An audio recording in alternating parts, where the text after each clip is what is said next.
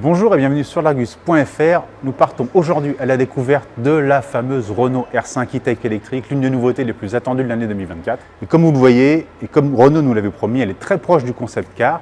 Du coup, on s'attardera sur l'extérieur plus tard parce que ce qu'on va aller voir, c'est l'intérieur que personne n'a encore vu. Et croyez-moi, ça vaut vraiment le coup d'œil.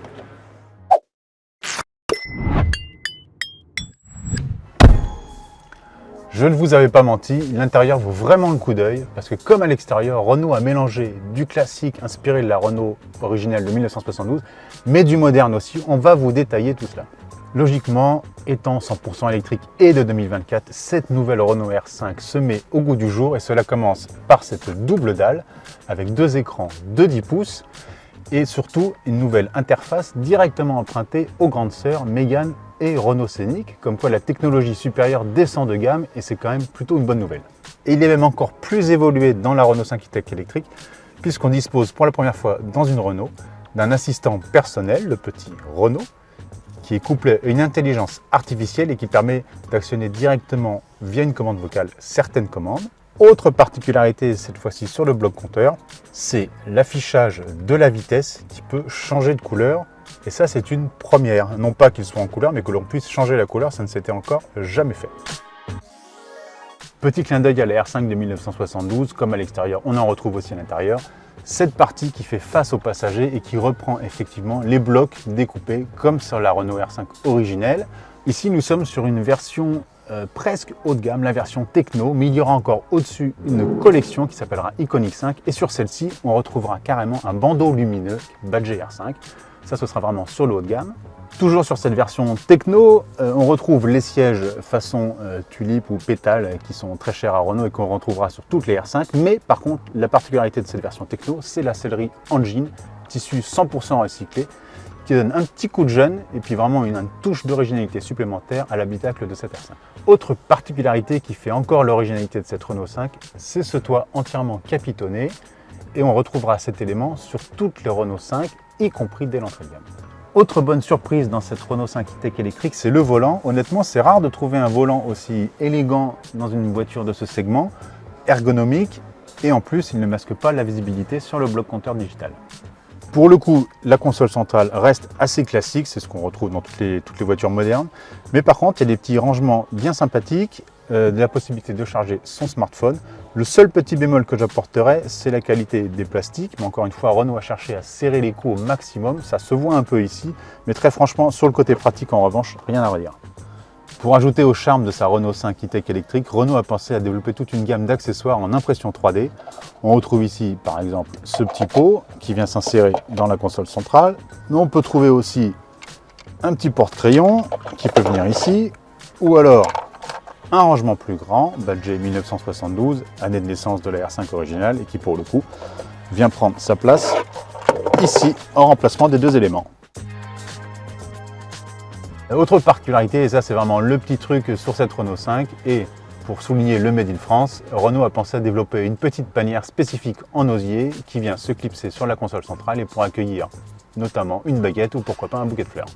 Alors, outre cette double dalle avec composée de deux écrans de 10 pouces chacun, Renault a pensé, et ça c'est vraiment un plus pour l'ergonomie, à conserver des raccourcis classiques avec ces touches qui sont bien pratiques et qui évitent de retourner dans le menu, notamment pour régler la climatisation.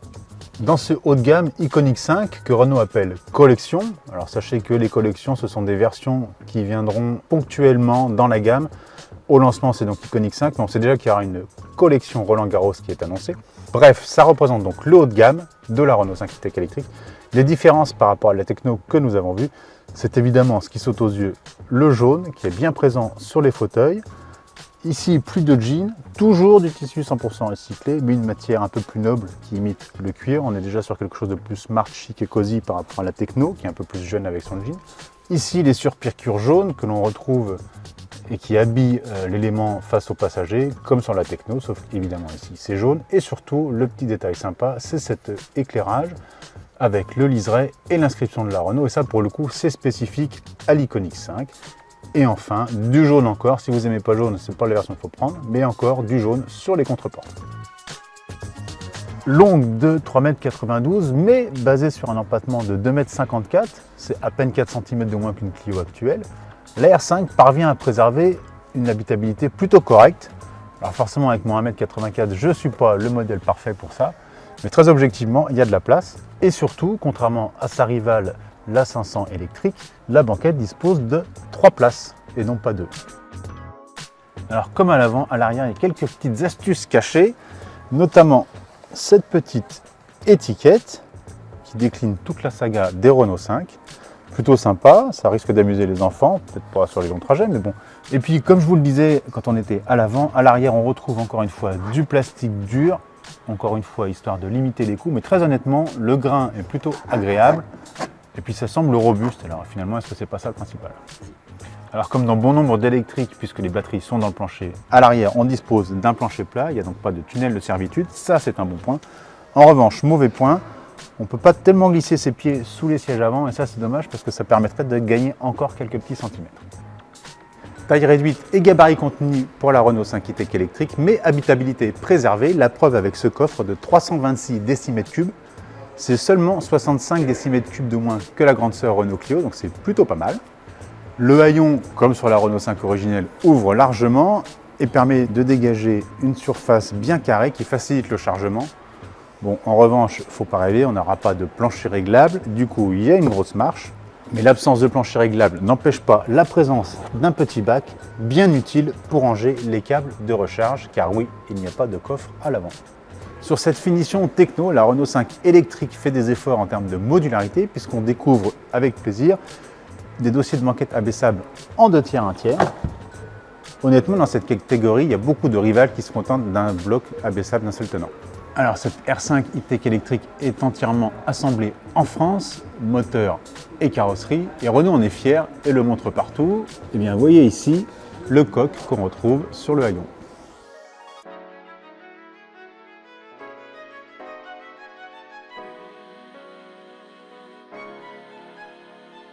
Chose promise, chose due, après l'habitacle, on est ressorti de cette Renault 5 e-Tech pour faire le tour du propriétaire à l'extérieur et encore une fois, il y a beaucoup de choses à dire. On retrouve la petite bouille marrante qui a été inspirée par le modèle iconique de 72, mais qu'on retrouvait déjà sur le concept, à commencer par les blocs optiques, on dirait carrément des yeux, comme sur la première Renault 5 de 1972. Autre rappel, les feux de jour, ici en carré, qui évoquent les anti-brouillards de la Renault 5 de 1972, encore une fois. Le gros logo, façon Vasarely, qui est la nouvelle signature des Renault depuis quelques temps déjà. Ce petit bandeau, ici, un peu façon carbone, qui apporte une touche d'élégance. Et puis surtout, avant que j'oublie, quand même de vous préciser que ce vert pétant sera la couleur gratuite disponible sur la Renault 5 e-Tech électrique. Donc si vous ne voulez pas vous embarrasser de prendre l'option d'une peinture métallisée, eh bien, sachez que votre R5 de base sera verte. Sur les versions haut de gamme Techno et Iconic 5, que l'on trouvera disponible dès le lancement, le bloc optique gagne cette paupière qui permet même, quand on approche de la voiture avec la clé sur soi, que la voiture vous fasse un clin d'œil.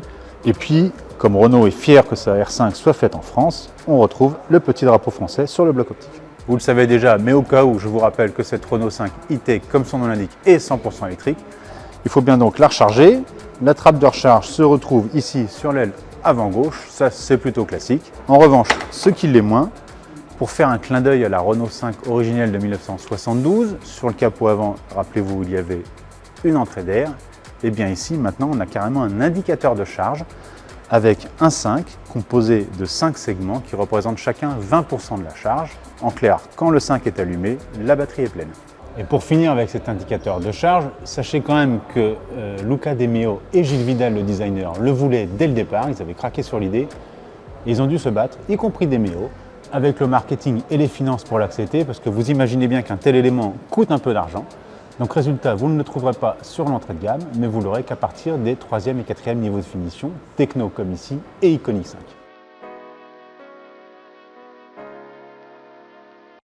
Le problème des designers a été de maximiser l'espace dans cette automobile. Rappelons qu'elle ne fait que 3,92 m de long. C'est quand même beaucoup plus petit qu'une Clio qui dépasse les 4 mètres. L'idée a donc été de rejeter les roues aux 4 coins afin de favoriser un empattement très généreux. En l'occurrence ici 2,54 m, qui est une très belle valeur dans la catégorie. Au passage, notez que la Renault 5 ne se chausse qu'en 18.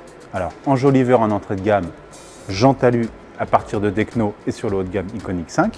Sur le profil plutôt taillé mais bien carré comme le modèle original, on découvre des ailes élargies Et alors là, pour le coup, on n'est plus sur la R5 de 1972, mais l'esprit, c'est la Renault 5 Turbo, évidemment. Comme c'est une électrique, il faut aussi évidemment soigner l'aérodynamique. Donc il y a eu un gros travail de fait sur les sous-bassements afin de canaliser les fluides d'air pour qu'il y ait le moins de résistance possible. Idem en hauteur sur le toit. Et alors là, pour le coup, c'est encore une fois la Renault 5 Turbo qui a fait office d'inspiratrice avec ce petit jonc ici en rouge qui rappelle le béquet arrière qu'on trouvait sur la Turbo. 3,92 m de long, 1,77 m de large, 1,50 m de haut. Les dimensions sont contenues, mais le look carré a encore une fois imposé des petites trouvailles géniales en termes d'aérodynamisme. Du coup, pas de poignée apparente sur la porte arrière, elles sont cachées dans le montant de façon assez classique. Comment joindre l'utile à l'agréable? La preuve et la démonstration avec deux éléments, à commencer par cet aileron arrière qui évoque côté design la fameuse Renault 5 Turbo, la mythique, mais qui permet aussi de soigner l'aérodynamisme. Sachez qu'en favorisant l'écoulement d'air, cet aileron permet de gagner jusqu'à 8 km d'autonomie.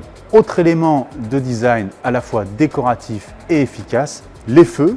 Alors pour la partie déco, on va évidemment penser à la Super 5, parce qu'il n'y a pas que la R5 de 72 et la R5 Turbo qui ont servi d'inspiratrice, il y a aussi la Super 5 qui était dans la boucle.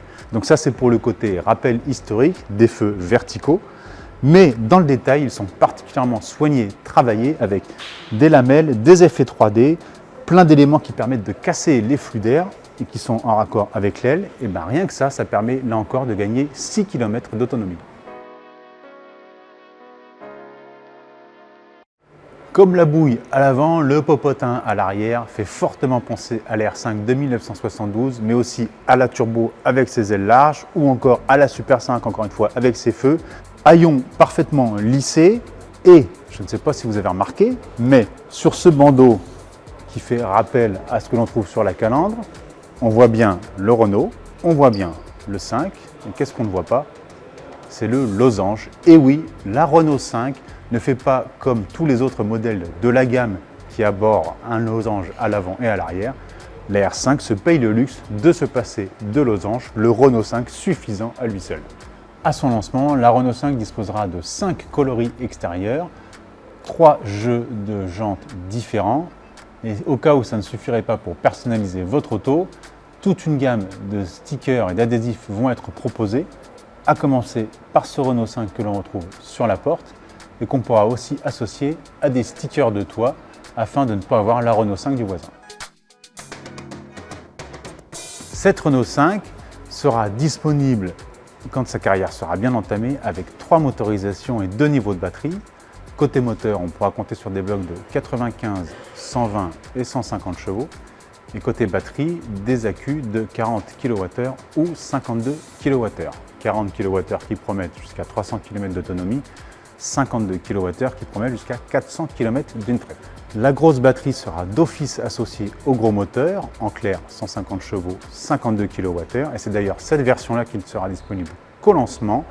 Les versions d'entrée de gamme moins chères arriveront plus tard. Donc, si vous voulez la fameuse Renault 5 à moins de 25 000 €, Renault la fera, ils nous l'ont promis. En revanche, au lancement, ce ne sera certainement pas ce tarif. Vous l'aurez compris, à l'Argus, on a totalement craqué pour cette Renault R5 e-tech électrique. On l'attendait depuis longtemps, on n'est pas déçu. Les essais auront lieu à la rentrée 2024. En revanche, les tarifs seront communiqués courant mai pour des premières livraisons espérées en septembre. D'ici là, rassurez-vous, vous ne manquerez pas d'infos sur la R5. On a fait plein de vidéos sur plein de sujets autour de cette voiture. Donc à bientôt sur largus.fr.